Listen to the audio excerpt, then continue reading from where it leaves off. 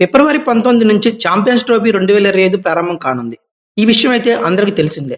8 దేశాలు తలబడే ఈ టోర్నీ కోసం బీసీసీఐ భారత్ జట్టును ప్రకటించింది రీసెంట్ గా.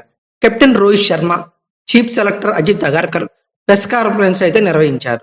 దీంతో 15 మందితో కూడిన జట్టును కూడా టీమిండియా అయితే వెల్లడించింది.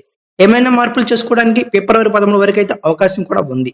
అంతకు ముందే వాంఖడే మైదానంలో దాదాపు 2.5 గంటల పైగా బీసీసీఐ సమావేశం అయితే జరిగింది. దీనికి ప్రధాన కోచ్ గౌతమ్ గంభీర్ అయితే హాజరు కాలేదు. ఎందుకంటే శుక్రవారమే తన నివేదికను సమర్పించినట్లు వార్తలు గట్టిగానే వినిపించాయి. అయితే ఇంగ్లాండ్తో వన్డే సిరీస్కి ఇదే జట్టు కొనసాగుతుందని బీసీసీఐ వెల్లడించింది. అంటే ఛాంపియన్స్ ట్రోఫీ 2025 అలాగే ఇంగ్లాండ్తో జరిగే 3 వన్డేల సిరీస్కి సేమ్ జట్టును అయితే బీసీసీఐ వెల్లడించింది. అంటే సేమ్ స్క్వాడ్ ఉండడం వల్ల ఛాంపియన్స్ ట్రోఫీకి జరిగేదానికి ఇది వార్మప్ మ్యాచ్ లాగా మాట్లాడుకోవచ్చు. అయితే ఫిబ్రవరి 6 నుంచి ఫిబ్రవరి 12 మధ్యన 3 వన్డేల సిరీస్ అయితే ఇంగ్లాండ్తో టీమిండియా తలపడుతుంది. అలాగే ఛాంపియన్స్ ట్రోఫీ యొక్క షెడ్యూల్ పరిశీలిస్తే ఫిబ్రవరి 19 నుంచి మార్చి 15 వరకు జరగనుంది. ఓవరాల్ గా 15 మ్యాచ్లు అయితే జరుగుతాయి ఫైనల్ మ్యాచ్ తో కలిపి. అయితే ఛాంపియన్స్ ట్రోఫీ గ్రూప్ ఏలో భారత్, పాకిస్తాన్, న్యూజిలాండ్, బంగ్లాదేశ్ జట్లు అయితే ఉన్నాయి.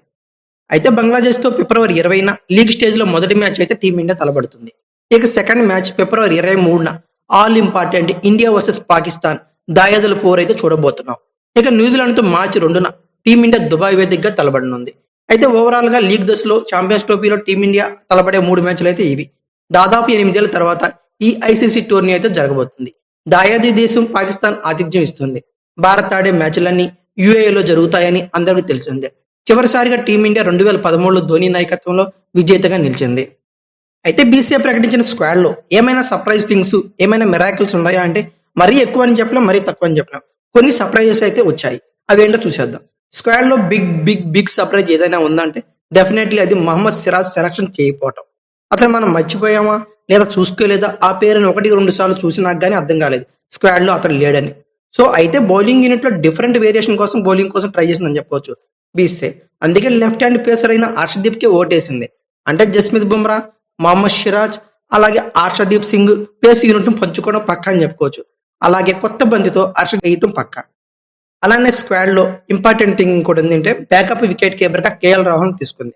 కొంతమంది ఎక్స్పెక్ట్ చేసి ఉండొచ్చు ఇషాన్ కిషన్ లేదా ధ్రువ్ జురేల్ స్క్వాడ్ లో బ్యాకప్ వికెట్ కీపర్ గా సెలెక్ట్ అవుతారేమో అని. కానీ అది జరగలేదు. మెయిన్ వికెట్ కీపర్ గా రిషబ్ పంత్ ఉంటే బ్యాకప్ వికెట్ కీపర్ గా కేఎల్ రాహుల్ కొనసాగనున్నాడు.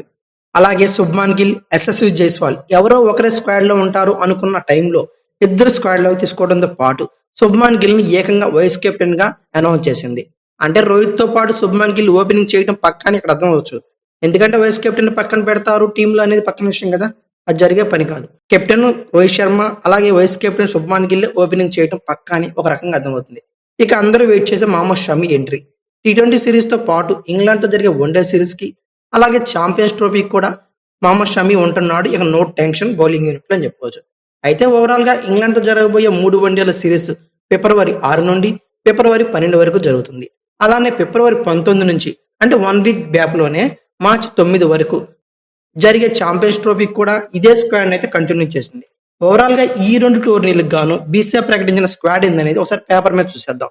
రోహిత్ శర్మ కెప్టెన్ గాను, వైస్ కెప్టెన్ గా శుభ్మాన్ గిల్, విరాట్ కోహ్లీ, శ్రేయస్ అయ్యర్, రిషబ్ పంత్, జస్మిత్ బుమ్రా, కుల్దీప్ యాదవ్, హార్దిక్ పాండ్యా, కేఎల్ రాహుల్, వాషింగ్టన్ సుందర్, మహమ్మద్ షమి, హర్షదీప్ సింగ్, యశస్వి జైస్వాల్, రవీంద్ర జడేజా, హర్షిత్ రాణా ఇలా ఉంది స్క్వాడ్.